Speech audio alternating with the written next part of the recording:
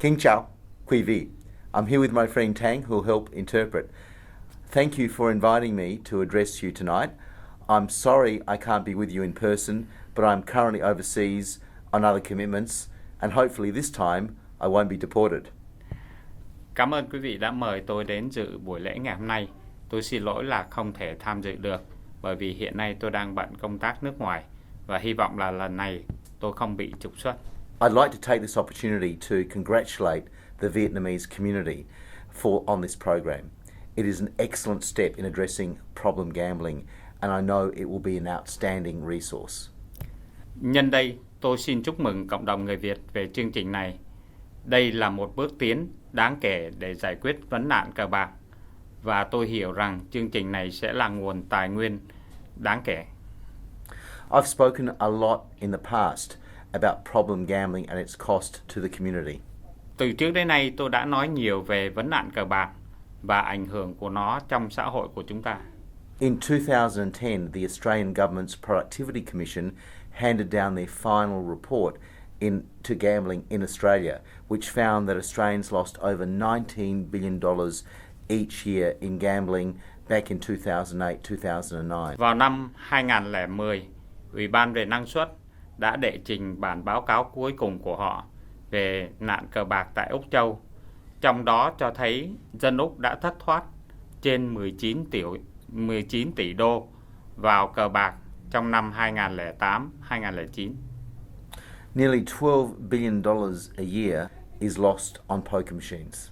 Gần 12 tỷ đô đã bị mất vào máy poker.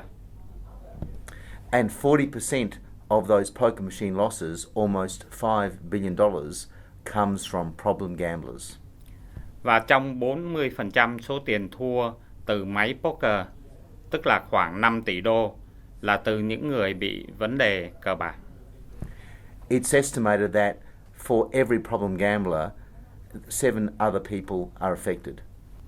Người ta đã ước tính rằng trung bình cứ một người bị vấn đề cờ bạc thì 7 người khác bị ảnh hưởng. These people can be family, friends, employers, employees. Những người đó là gia đình, bạn hữu, chủ nhân và người thuê mướn. The shockwaves caused by problem gambling echo through communities and cause untold damage. Những kích động của vấn đề cờ bạc đã lan rộng trong cộng đồng và gây nên những tổn thất không thể bàn tính được. No one knows exactly what it is that makes a problem gambler, although we do know a lot about the factors that can lead up to an addiction.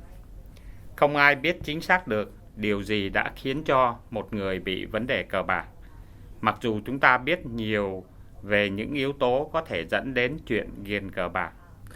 One of these factors is social isolation. Một trong những yếu tố đó là sự cách ly xã hội. Visiting a pokies venue can start as something to do, but it can then escalate into an addiction. Đến thăm một địa điểm kéo máy có thể lúc đầu chỉ là một điều để làm gì đó, nhưng sau đó thì sẽ tiến dần đến việc ghiền cờ bạc. That's why you often see higher levels of gambling in specific groups, like older people or people with non-English speaking backgrounds. Đó là lý do mà quý vị thường thấy những mức độ cờ bạc cao hơn trong những nhóm dân nào đó, chẳng hạn như trong những người lớn tuổi hay những người thuộc các nguồn gốc không nói được tiếng Anh. So when we look at offering support and problem gambling counselling, we need to take this into account. Vì thế, khi chúng ta nghĩ đến việc giúp đỡ và cố vấn cho nạn cờ bạc, thì chúng ta phải để ý đến những yếu tố này. That is what makes this program so special. Đó là điều khiến cho chương trình này trở nên rất là đặc biệt. It takes into account people's cultural background and presents information and services in a way that takes that into account. Nó chú ý đến nguồn gốc văn hóa của người dân và đưa ra những thông tin và dịch vụ phù hợp. It breaks down the barriers that sometimes exist in mainstream services. Nó phân tích những cản trở đôi khi còn tồn tại trong những dịch vụ chính của chính phủ. Finding out about the VCASA program was a bit of good news after the long fight for federal gambling reform over the last few years. Biết được về chương trình của cộng đồng người Việt Nam Úc là một điều đáng mừng sau những tranh đấu dai dẳng cho việc cải tổ bài bạc ở cấp liên bang vào những năm qua. We were very close to implementing real reform, which hopefully would mean fewer people would need this service. Chúng ta gần đến giai đoạn thực thi những cải tổ thực sự với hy vọng là sẽ có ít người cần phải dùng dịch vụ này hơn. Unfortunately, due to some pretty extraordinary political events, it looks like meaningful reform is off the table for now. Tuy nhiên, do những biến cố chính trị bất ngờ xảy ra, nên những cải tổ đầy ý nghĩa này hiện nay bị gạt ra khỏi lề. So while I do admire this program very much, part of me wishes there was no reason for it to exist. Mặc dù tôi rất cảm kích về chương trình này, nhưng tôi cũng mong là sẽ không có lý do nào để nó còn tồn tại nữa.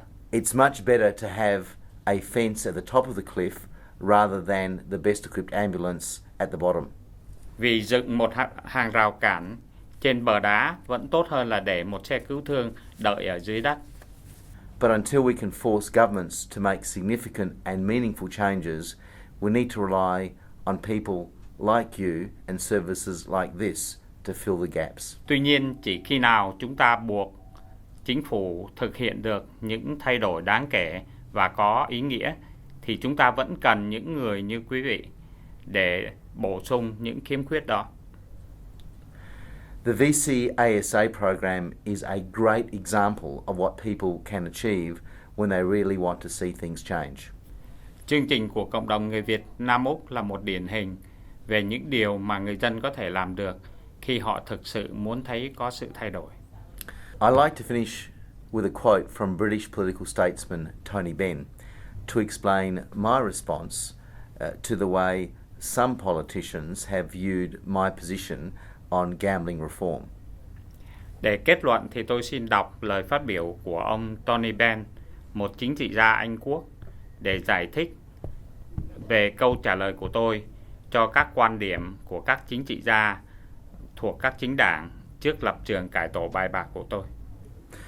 Tony Benn said, "It's the same each time with progress. First, they ignore you. Then they say you're mad, then dangerous, then there's a pause, and then you can't find anyone who disagrees with you." Ông Tony Benn đã nói, mỗi lần đề cập đến thủ tục thì đều như vậy cả.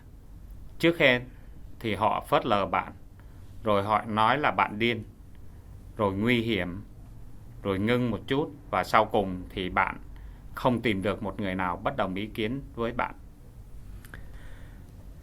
Thank you again for inviting me to be a part of this important event. And thank you too for recognizing this problem and putting in place a program that will truly make a real difference in people's lives. Một lần nữa, xin cảm ơn quý vị đã mời tôi đến dự buổi lễ quan trọng này. Nhưng đồng thời cũng cảm ơn quý vị đã nhìn nhận về vấn nạn này và thực hiện được một chương trình để thực sự thay đổi cuộc sống của người dân. Come on. King Chao. Thank you. Thank you, Nick.